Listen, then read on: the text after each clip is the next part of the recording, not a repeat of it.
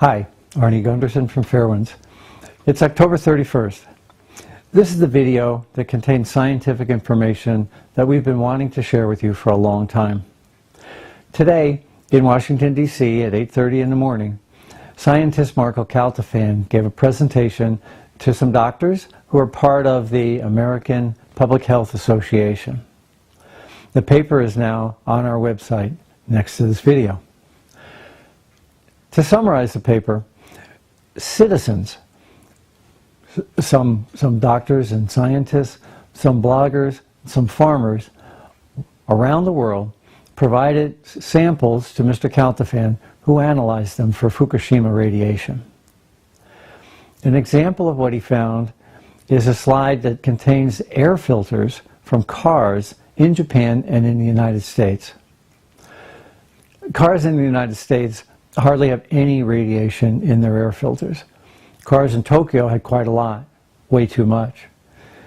Cars in Fukushima prefecture were incredibly radioactive. Now, I think it's important because the nuclear industry will say, well, everything's radioactive and therefore we shouldn't worry. Well, the Seattle data shows that not everything is radioactive, and it shows that the people in Japan received enormous exposures of particles into their lungs and into their digestive system during the course of the accident. Another piece of information is that Fairwinds viewers were able to send in children's shoes from Japan. And Mr. Caltafan has data that clearly show that the concentration of cesium on the kids' shoelaces was astronomically high, around 80 disintegrations per second. What does that mean?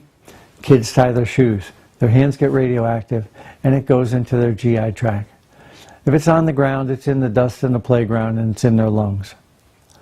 I think that between the two, the air filters and the children's shoes, it shows that there's a severe personal health problem in Japan that'll manifest itself in cancers over the next 10 or 20 years. Now, Mr. Caltafan didn't just look at Japan. He set up monitoring stations in the United States as well. 2 of the 3 monitoring stations in the United States did show hot particles in the air in April. Since then, there haven't been any hot particles, but in April, it's clear that at the worst of the accident, hot particles were wafted across the Pacific and deposited in Seattle and in Boston at least.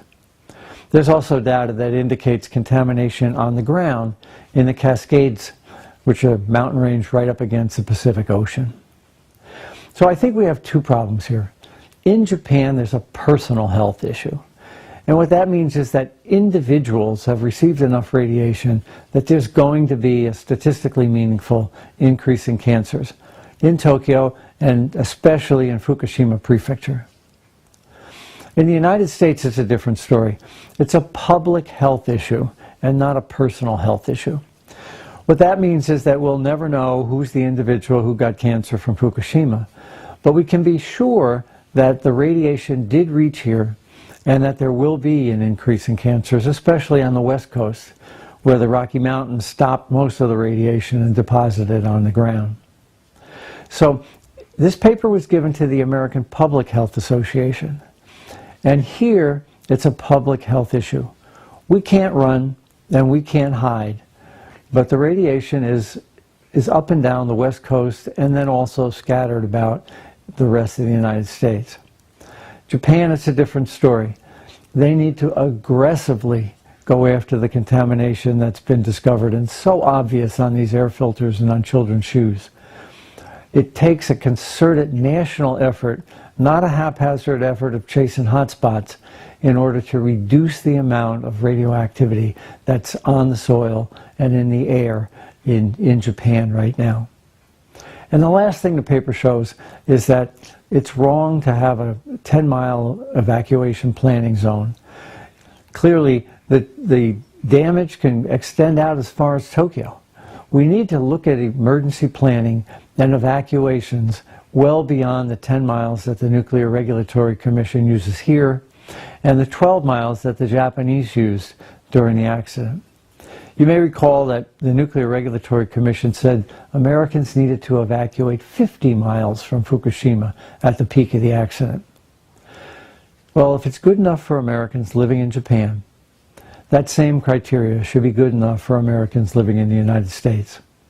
The data in Mr. Caltafan's paper came from citizens. It came from farmers. It came from scientists. It came from bloggers. It was an effort by individuals and not governments.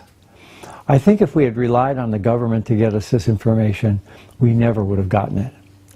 So it's an important achievement for all of us to recognize that together, using the internet, we can all provide information for scientists to use to come to rational decisions on public policy. This November, we're asking for your support so we can continue our scientific analysis and these educational videos. There's a donate button on the Fairwind site, and we'd appreciate it if you considered a financial contribution. Thank you very much. We'll keep you informed.